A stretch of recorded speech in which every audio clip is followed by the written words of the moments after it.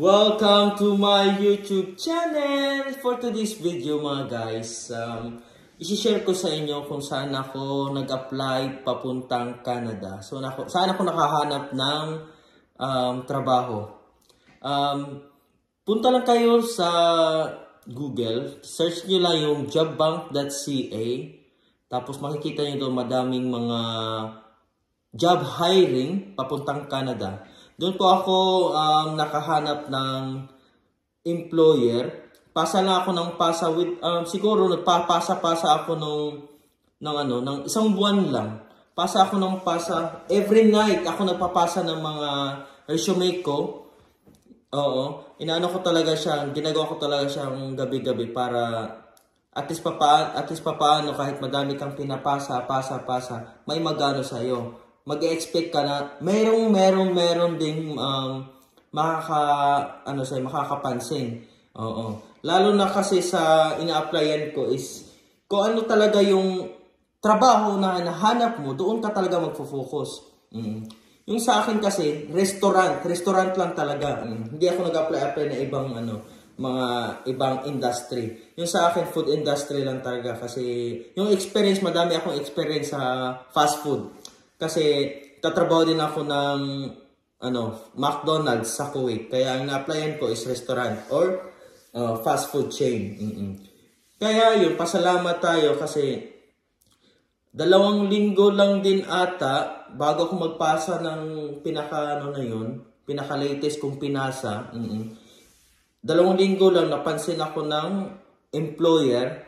Tapos nag-email siya sa akin, in-invite niya ako para sa interview. Bali, 2 yan sila. Isa yung sa Allison Jones, which is, mataas yung qualification nila. Dapat naka 72 units ka. Itong sa Jackmar, McDonald's ng Canada, mababa lang yung qualification niya. At least maka 2 years, above 2 years ka na experience sa trabaho sa McDonald's. Basta sa fast food, related pa rin siya.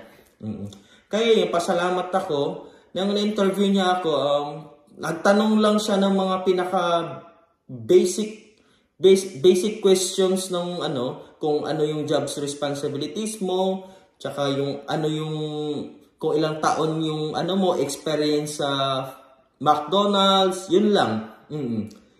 Tapos, yun, na-hire niya ako as supervisor dito sa McDonald's Canada din. Pasalamat ako kasi hindi ako pinapahirapan sa mga tanong niya. Basic lang talaga siya. Kahit yung English natin is hindi masyadong magaling din, di ba? At least na-hire niya ako, di ba? Pasalamat ako in God's talaga, timing talaga siya. Kaya yun, pasalamat din ako dito kasi hindi siya ang magpa-process. Kayo ang magpa-process kasi direct hire siya, di ba? Kayo magpa-process, which is mas okay siya. Kahit wala kayong experience, mag-research lang kayo kung paano magpa-process ng DIY application papuntang Canada kasi madami naman nagba-vlog sa mga kung paano mag-apply ng DIY application pa Canada. Yun nga sa akin DIY kasi mas mura siya. Ikaw lang magpa-process lahat ng mga papers, ikaw magsasubmit sa government ng Canada. Tapos pag sa pag sa agent ka is doble, triple yung gagastusin mo. Kaya yun, ang re-recommend ko sa inyo, DIY na lang ang gagawin nyo kung makahanap kayo ng employer sa jobbank.ca. Kaya ma-advise ko sa inyo sa mga nag-a-apply sa jobbank.ca, mga legit yan. I-ano nyo lang talaga, applyan nyo lang yung pinaka-latest yung trabaho kung anong meron kayo. Yun lang ma-advise ko sa inyo. Tapos,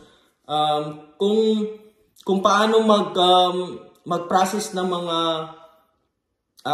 papers, paano mag-process ng papers para sa sa application nyo, paano kayo mag-submit ng papers sa government ng Canada is gagawa kayo ng account. Doon lahat yung yung transaction.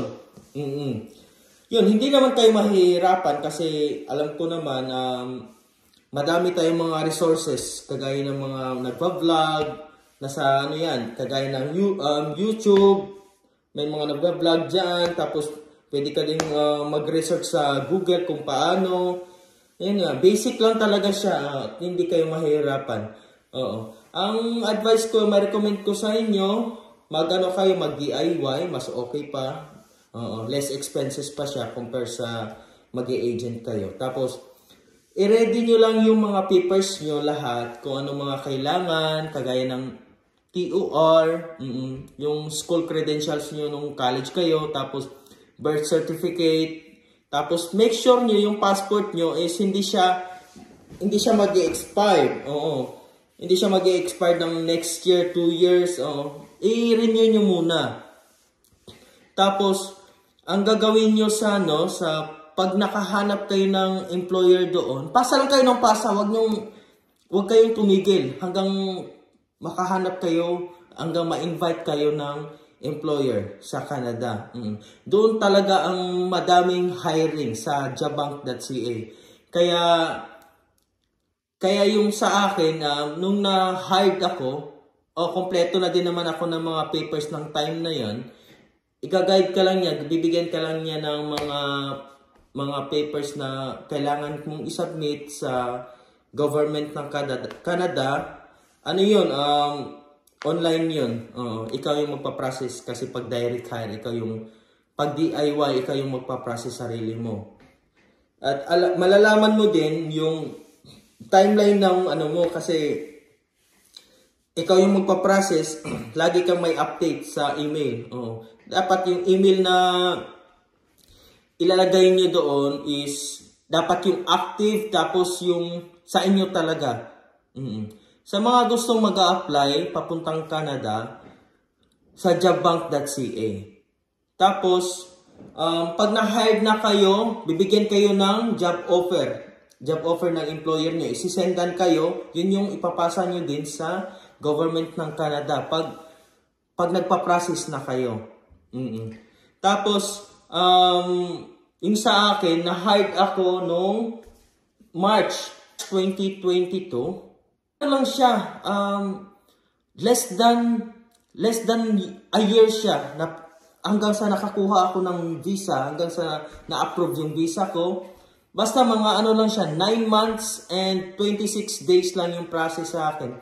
Kaya mabilis talaga pag DIY kasi malalaman mo yung yung timeline ng application mo at pwede mo din siyang i-search sa Google kung ilang months yung process ng ganitong part ng nyo sa application nyo. For example, sa nomination kayo, sa nomination, kung ilang months yung process ng nomination. Kasi by draw kasi yan, pag nag-apply kayo papuntang Canada. Kaya sa mga nagbabalak mag-apply pa Canada, please huwag nyo kalimutan mag-subscribe, i-like at i-hit yung notification bell icon para ma-update kayo sa sunod na video na i-share ko regarding sa process papuntang Canada.